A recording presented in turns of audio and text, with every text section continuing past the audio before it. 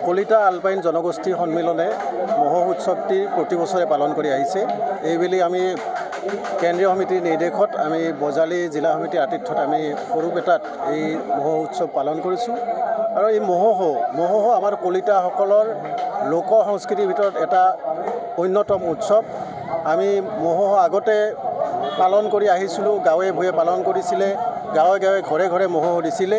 কিন্তু এই মহোহ উৎসৱটো দেখিছোঁ আমাৰ যিটো নিজস্ব উৎসৱ, সেই উৎসৱটো লাহে লাহে নোহোৱা হৈ গৈছে। আমাৰ নতুন প্ৰজন্মই মহোহ কি বস্তু হয়তো আজি জনাব লগা হৈছে এনেকুৱা অনুষ্ঠানৰ জৰিয়তে। গতিকে আমি চেষ্টা কৰিছোঁ যে মহোহ কি বস্তু, আমাৰ কলিতাৰ কাৰণে মহোহটো কি বস্তু, মহোহটো আমাৰ যে উৎসৱ সেই কথাটো আমি জনোৱাৰ বাবে আমি এইবেলি আমি সৰুপেটাৰ জগিবাবা থানত এই মহোহ উৎসৱটোৰ আয়োজন কৰিছোঁ। তাত কমচে কম আমাৰ স্কুলবিলাকৰ দল আৰু বাহিৰৰ আমাৰ যিখিনি আমাৰ অন্যতম আৰু এটা আমাৰ মানে কলিতাসকলৰ দেৱদাসী নৃত্য যি আছিল সেইটো বজালী অঞ্চলতে হয়তো প্ৰচলিত আছে। আমাৰ এই নামনি অসমৰ মহোহ যি নামনি অসমৰ অন্যতম উৎসৱ বুলি কয়, আমাৰ আচলতে কলিতাৰ উৎসৱ।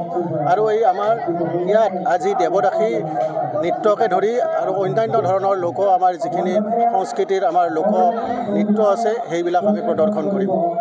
কলিতা আলপাইন জনগোষ্ঠী সন্মিলনে প্ৰতি বছৰে নিজৰ সংস্কৃতি ৰক্ষাৰ কাৰণে মহোহ উৎসৱ পালন কৰি আহিছে। আৰু এইবেলি আমি বজালী জিলাৰ আতিথ্যত সৰুপেটাত এই জগিবাবা থানত কেন্দ্ৰীয়ভাৱে মহোহ উৎসৱ উদযাপন কৰা হৈছে। কলিতা আলপাইন জনগোষ্ঠী সন্মিলনৰ মুখ্য দাবী হৈছে অনুসূচিত জনজাতিক ঘোষণা কৰি ষষ্ঠ অনুসূচিতভুক্ত কৰিব লাগে। আৰু অনুসূচিত জনজাতি কৰিব লাগিলে মুখ্যতঃ 5টা উপাদানৰ প্ৰয়োজন, আৰু সেই উপাদানৰ ভিতৰত সংস্কৃতি অন্যতম। আৰু আমাৰ নিজস্ব যি সংস্কৃতি ইয়াৰ অন্যতম এটি অংশ হৈছে মহোহ। আৰু সেইবাবে আমি প্ৰতি বছৰে এই মহোহ উৎসৱ পালন কৰিছোঁ। আৰু এইবেলি কেন্দ্ৰীয়ভাৱে এই জগিবাবা থান সৰুপেটা জগিবাবা থানত আমি অনুষ্ঠিত কৰিছোঁ। মুখ্যতঃ মহোহক আলম লৈ আৰু ইয়াৰ লগে লগে আমাৰ যি হেৰাই যাব ধৰা কিছু লোক সংস্কৃতি, এই লোক সংস্কৃতি বিয়ানাম, লোকগীত এই ধৰণৰ পৰিৱেশন হ'ব মহোহৰ মাজে মাজে। মুখ্যতঃ মহোহক উদ্দেশ্য কৰি আজিৰ এই অনুষ্ঠানটো অনুষ্ঠিত কৰা হৈছে। যিকোনো খবৰৰ বাবে যোগাযোগ কৰক 7099017330 লগতে 7099017110 নম্বৰত।